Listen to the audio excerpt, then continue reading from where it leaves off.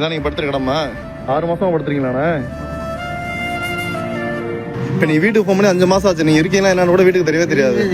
இப்போ சாப்பாடுலாம் வந்துட்டு சாப்பாடு வந்து நாங்கள் என்ன டின்னு பறக்கிட்டு அப்படியே அழைச்சிக்கிட்டு உங்களுக்கு இந்த எவ்வளவு விவரம் தெரியல. கேஸ் எப்படி கொடுக்கணும் என்னன்னு தெரியாம நீங்க வந்து மாட்டிக்கிட்டீங்க. போயிட்டு வந்தாச்சு. இன்னொரு பிரச்சனை ஒண்ணு, எனக்கு வந்து துபாய் விசாங்கிறதுனால நீங்க இப்ப அபுதாபில இருக்கறனால உங்களுக்கு எப்படி போகணும் என்னன்னு தெரியல. புரியல.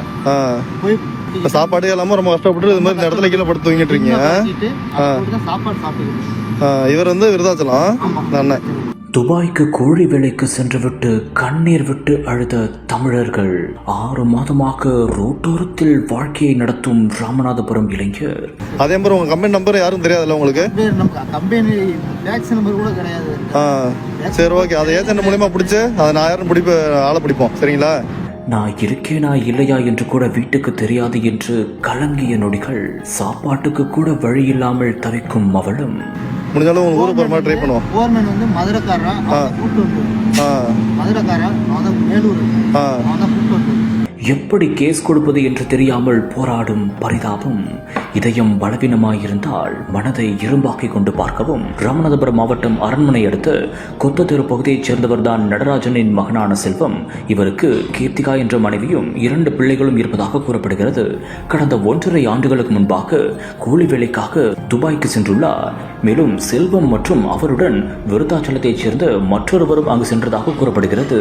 ஆனால் வேலைக்கு சென்ற இடத்தில் கம்பெனி நிர்வாகத்தில் உள்ளவர்கள் தகாத வார்த்தையால் திட்டியதாகவும் அங்கிருந்து அபுதாபிக்கு சென்று விட்டதாகவும் கூறப்படுகிறது.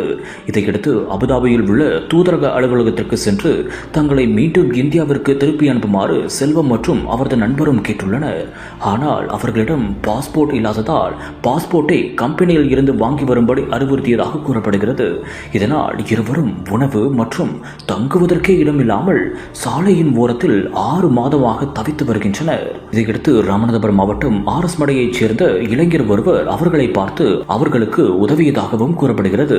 இருவரையும் 10 நாட்களில் விமானம் மூலமாக ராமநாதபுரம் அனுப்பி வைப்பதற்கான ஏற்பாடுகள் நடைபெற்று வருவதாகவும் தற்போது தகவல் வெளியாகி இருக்கிறது.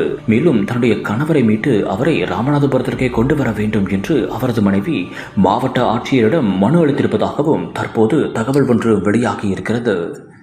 இப்ப நீ வீட்டுக்கு போகும்போது 5 மாசம் ஆச்சு. நீங்க இருக்கீங்களா என்னன்னு கூட வீட்டுக்கு தெரியவே தெரியாது. இப்ப சாப்பாடுலாம் வந்துட்டு சாப்பாடு வந்து நாங்க என்ன டின்னு பறக்கிட்டு அப்படியே அழைச்சிக்கிட்டு உங்களுக்கு இந்த எவ்வளவு விவரம் தெரியல. கேஸ் எப்படி கொடுக்கணும் என்னன்னு தெரியாம நீங்க வந்து மாட்டிக்கிட்டீங்க. போயிட்டு வந்தாச்சு. இன்னொரு பிரச்சனை ஒண்ணு, எனக்கு வந்து துபாய் விசாங்கிறதுனால நீங்க இப்ப அபுதாபில இருக்கறனால உங்களுக்கு எப்படி போகணும் என்னன்னு தெரியல. புரியல. Satyabama Institute of Science and Technology admissions open.